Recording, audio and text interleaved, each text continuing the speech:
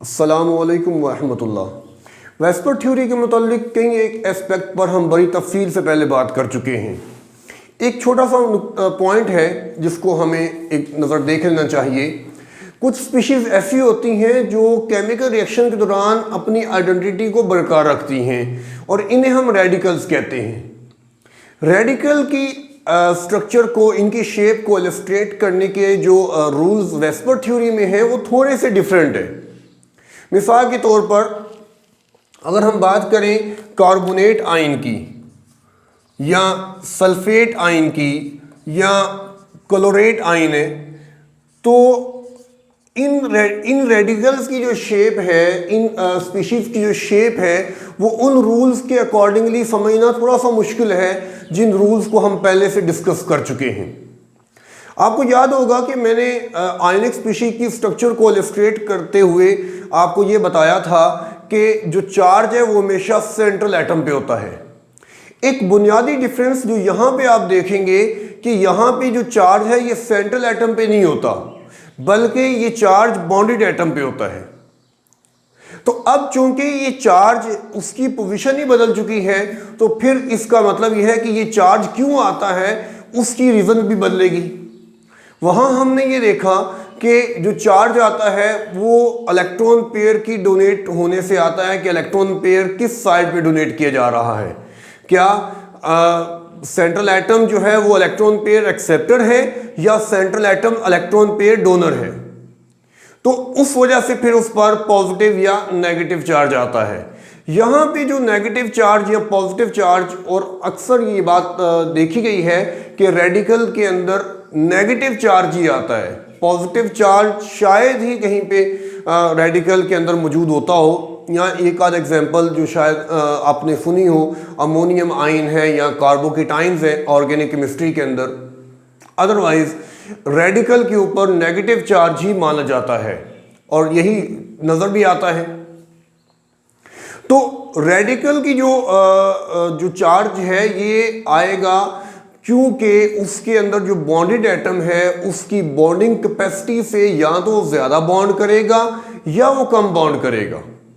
अगर वो अपनी बॉन्डिंग कैपेसिटी से ज्यादा बॉन्ड करेगा तो वो पॉजिटिव चार्ज कैरी करेगा, और अगर वो अपनी बॉन्डिंग कैपेसिटी से कम बॉन्ड करेगा तो वो नेगेटिव चार्ज करेगा। इस पॉइंट को समझाने के लिए एक छोटी सी एग्जांपल है हमारे सामने। हम जानते हैं कि वाटर के अंदर ऑक्सीजन 2 बॉन्ड करती है, तो चूंकि ऑक्सीजन नॉर्मली 2 ही बॉन्ड करती है, लिहाजा इसमें ये कोई चार्ज कैरी नहीं करती। लेकिन दूसरी तरफ अगर आप हाइड्रोनियम आयन के बारे में पहले से जानते हैं तो बड़ी अच्छी बात है। तो आपको ये भी पता होगा कि हाइड्रोनियम आयन के अंदर ऑक्सीजन 3 बॉन्ड करती है और वो पॉजिटिव चार्ज कैरी करती है। तो जैसे मैंने बताया कि अपनी कैपेसिटी से ज्यादा बॉन्ड करेगी तो पॉजिटिव चार्ज है, और अगर आप हाइड्रोक्सिल आयन के बारे में जानते हैं तो फिर भी आपको पता होगा कि हाइड्रोक्सिल आयन के ऊपर जो नेगेटिव चार्ज होता है वो ऑक्सीजन पर नेगेटिव चार्ज होता है। और वो क्यों होता है? क्योंकि ऑक्सीजन अपनी बॉन्डिंग कैपेसिटी से यहाँ पे कम बॉन्ड कर रही है। तो ये जो कॉन्सेप्ट है इससे पहले मैंने आपको नहीं बताया, और यही वो मेन पॉइंट है जो रेडिकल की शेप को इलस्ट्रेट करने में वेस्पर थ्योरी के अकॉर्डिंगली हमें यूज करना पड़ता है। चले शुरू करते हैं कार्बोनेट के मुतालिक, और एक आध एग्जाम्पल जो है ये ज़रूरी है हल करना। अगर आप इन एग्जाम्पल्स को प्रॉपरली अंडरस्टैंड करेंगे तो फिर ये पूरी बात जो है ये आपकी समझ में आ जाएगी। तो नोट करते हैं 1s2 और 2s2 और 2px1 और 2py1 और 2pz0। ठीक है, काउंटिंग करें। आप देखिए कि कार्बन के साथ 3 ऑक्सीजन अटैच है। हर ऑक्सीजन अगर 2 बॉन्ड करती है तो 3 2 बार 6, यानी कि ऑक्सीजन को यहाँ पे 6 इलेक्ट्रॉन शेयर करने की जरूरत है। ठीक है, अब वो 6 इलेक्ट्रॉन शेयर कैसे करेगी? कार्बन तो 4 इलेक्ट्रॉन शेयर कर सकती है, और वो भी कैसे? जब वो एक्साइटेड स्टेट में जाती है। कार्बन की एक्साइटेड स्टेट बहुत मशहूर है, और बड़ी मतलब बहुत सारे कंपाउंड ऐसे हैं जिनमें कार्बन हमेशा यही काम करती है कि वो अपनी एक्साइटेड स्टेट के अंदर जाके बॉन्डिंग करती है। लिहाजा कार्बन के बारे में हमें पता है कि वो 4 बॉन्ड करेगी, यानी 4 इलेक्ट्रॉन शेयर करती है। ऑक्सीजन 6 इलेक्ट्रॉन शेयर कैसे करेंगे? तो ऑक्सीजन ने 6 इलेक्ट्रॉन शेयर नहीं करने, बल्कि 2 नेगेटिव चार्ज ये बता रहा है कि यहाँ पे आपको 2 बॉन्ड ऑक्सीजन के कम करने पड़ेंगे। तो ऑक्सीजन के 2 बॉन्ड कम होने का मतलब क्या है कि ऑक्सीजन यहाँ पे 4 बॉन्ड करेगी, यानी कि तीनों ऑक्सीजन मिलकर कुल 4 इलेक्ट्रॉन शेयर करेंगी। और वो कुल 4 इलेक्ट्रॉन कैसे शेयर करेंगे, तो वो कुल 4 इलेक्ट्रॉन इस तरह से शेयर करेंगे। ब्लॉक डायग्राम में देखिएगा, हम ब्लॉक डायग्राम को बनाते हैं और इसी आसानी के लिए, ताकि हमें बात अच्छी तरह समझ आ जाए, तो नोट करें कि 4 इलेक्ट्रॉन शेयर करने हैं 3 ऑक्सीजन ने। किस तरह से कि एक ऑक्सीजन तो डबल बॉन्ड करेगी, लेकिन बाकी जो दोनों ऑक्सीजन हैं वो एक एक बॉन्ड करेंगी। तो जैसे मैंने आपको ऊपर ये असूल बता दिया कि जब वो अपनी बॉन्डिंग कैपेसिटी से कम बॉन्ड करेगी तो वो नेगेटिव चार्ज कैरी करेगी। सो फाइनल स्ट्रक्चर में इन ऑक्सीजन एटम के ऊपर आप नेगेटिव चार्ज शो करेंगे। अब आप नोट करें यहां कितने इलेक्ट्रॉन पेयर्स हैं, तो 1, 2 और 3। ये डबल बॉन्ड वाला, ये सिंगल बॉन्ड और ये single bond. So 3 electron pairs हैं, लिहाजा ये टाइप हमारे पास आएगी AB3 type with no lone pair. इसमें तीनों की तीनों इलेक्ट्रॉन पेयर जो मौजूद हैं वो बॉन्ड पेयर हैं और लोन पेयर कोई भी नहीं है। तो इसकी जो शेप है वो ट्राईएंगुलर होती है। अगर आज से पहले आपने कार्बोनेट की शेप के बारे में सुन रखा था, तो आज आप उसे अंडरस्टैंड भी कर रहे हैं कि किस तरह से ये ट्राईएंगुलर शेप में एग्जिस्ट करता है। एंगल इसका जो है वो हमारे पास 120 डिग्री बनता है। तो किस तरह से आप इस शेप को बनाएंगे, जैसे आप बाकियों की शेप को बनाते हैं। ये फर्क याद रखिएगा कि चूंकि इन ऑक्सीजन 2 ऑक्सीजन ने एक बॉन्ड किया हुआ है, तो उन पर आपको नेगेटिव चार्ज जो है वो रिप्रेजेंट करना पड़ेगा। तो ये हमारे सामने कार्बोनेट आयन की जो है वो स्ट्रक्चर है, जिसमें एंगल जो है वो हमारे पास 120 डिग्री है। बाकी एग्जाम्पल को भी सॉल्व कर लेते हैं। इसके अलावा भी अगर आप कोई एग्जाम्पल लेना चाहते हैं तो ज़रूर लें, जैसा कि फास्फेट है PO4-3, PO4-3 फास्फेट आयन। तो आप देखें इसमें फास्फोरस जो है वो हमारे पास उसका एटॉमिक नंबर 15 है, कन्फिग्रेशन है 1s2, 2s2, 2p6, 3s2 और 3px और 3py और 3pz। एक इलेक्ट्रॉन एक इलेक्ट्रॉन एक इलेक्ट्रॉन। काउंटिंग करें ज़रा, 4 ऑक्सीजन है तो 4 ऑक्सीजन तो टोटल 8 इलेक्ट्रॉन शेयर करने की ज़रूरत है। लेकिन -3 चार्ज क्या रिप्रेजेंट कर रहा है कि वो 3 इलेक्ट्रॉन कम शेयर करेंगे। -3 कि वो अपनी कैपेसिटी से कम बॉन्ड करेगा, और 3 बॉन्ड कम करने में पड़ेंगे, 3 इलेक्ट्रॉन शेयर कम होंगे चारों ऑक्सीजन मिलकर। लेकिन 5 तो करेंगे, तो 5 तो पूरे करें पहले। यहाँ पे 3 है तो एक्साइटेड स्टेट यहाँ पे भी हमें बनानी पड़ेगी, और कन्फिग्रेशन हो जाएगी 1s2, 2s2, 2p6, 3s, 3px, 3py और 3pz और 3dxy।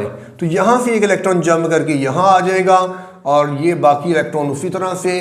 अब ब्लॉक डायग्राम के अंदर आप इसको अंडरस्टैंड करेंगे। नोट करें कि उसमें हमारे पास यहाँ एक इलेक्ट्रॉन है, यहाँ पे भी एक इलेक्ट्रॉन है, 3s, 3px, 3py और 3pz, और ये हमारे पास 3dxy, उसमें भी एक इलेक्ट्रॉन है। तो 4 ऑक्सीजन ने 5 बॉन्ड करने, यानी 5 इलेक्ट्रॉन शेयर करने हैं। तो कैसे होगा, यहाँ एक ऑक्सीजन अटैच हो जाएगा, ये अपना इलेक्ट्रॉन पेयर यहाँ पे शेयर करेगा। हाँ, यहाँ पे एक ऑक्सीजन, यहाँ पे भी एक ऑक्सीजन, यहाँ पे भी एक ऑक्सीजन।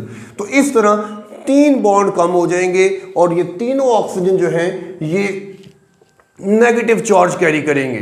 सो इसकी शेप क्या होगी, ये हमारा एक इलेक्ट्रॉन पेयर, ये दूसरा इलेक्ट्रॉन पेयर, ये तीसरा और ये चौथा। सो इस तरह से ये 4 इलेक्ट्रॉन पेयर हैं, और चारों के चारों हमारे पास बॉन्ड पेयर है, और कोई भी हमारे पास लोन पेयर नहीं है। तो चारों बॉन्ड पेयर हैं, तो ये टाइप आ जाएगी हमारे पास AB4 type with no lone pair. इसमें 4 इलेक्ट्रॉन पेयर हैं, और चारों के चारों बॉन्ड पेयर हैं और कोई भी हमारे पास लोन पेयर नहीं है, तो शेप इसकी जो है वो टेट्राहीड्रल हो जाएगी और एंगल इसमें आप जानते हैं 109.5 डिग्री हो जाएगा। तो फास्फोरस ये उसका एक डबल बॉन्ड, ये नेगेटिव चार्ज, ये नेगेटिव चार्ज और ये नेगेटिव चार्ज और एंगल हमारे पास 109.5 डिग्री। क्लोरीन की बात करें तो क्लोरीन जो है वो डिफरेंट रेडिकल बनाता है। ClO नेगेटिव होता है, ClO2 नेगेटिव होता है, ClO3 नेगेटिव है और ClO4 नेगेटिव है। ये चारों रेडिकल जो हैं इनके अंदर क्लोरीन कैसे बिहेव करती है, मैंने आपके सामने ClO3 नेगेटिव लिखा हुआ है, इसे हम क्लोरेट आयन कहते हैं। ये क्लोरेट आयन या रेडिकल किस तरह से अपनी शेप जस्टिफाई करता है, तो नोट करिएगा। देखें क्लोरीन के बारे में हम क्या जानते हैं। क्लोरीन एटॉमिक नंबर 17 रखता है, configuration 1s2, 2s2, 2p6, 3s2, 3px, 3py और 3pz। एक इलेक्ट्रॉन 2, 3, 4 और 5। तो ये मैंने 17 इलेक्ट्रॉन आपके सामने पूरे कर दिए हैं। अब आप नोट करें कि 3 ऑक्सीजन है तो 3 ऑक्सीजन टोटल 6 इलेक्ट्रॉन शेयर करेंगी, लेकिन माइनस चार्ज रिप्रेजेंट करता है कि 6 नहीं बल्कि 5 इलेक्ट्रॉन शेयर होंगे। एक ऑक्सीजन जो है वो नेगेटिव चार्ज कैरी करेगी। तो कैसे होगा, उसके लिए 5 तो पहले आप पूरे करें, तो 5 तो यहाँ पे नहीं हो रहे, यहाँ तो एक ही है। तो क्या करना पड़ेगा आपको, एक्साइटेड स्टेट में जाना पड़ेगा। मैं सिर्फ वैलेंस शेल को लिख रहा हूँ यहाँ पे 3s, 3px, 3py और 3pz और 3dxy को भी ले आए और 3dyz को भी ले आए।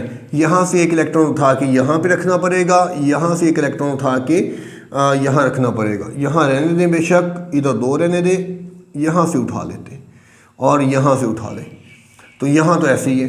तो ये आप नोट कर लें, हमने 3x से एक इलेक्ट्रॉन 3dxy में डाल दिया है, 3py से हमने एक इलेक्ट्रॉन जो है वो 3dyz में डाल दिए। तो ये 5 इलेक्ट्रॉन हमारे पास पूरे हो चुके हैं जो कि बॉन्डिंग में हिस्सा लेंगे। ब्लॉक डायग्राम में देखें,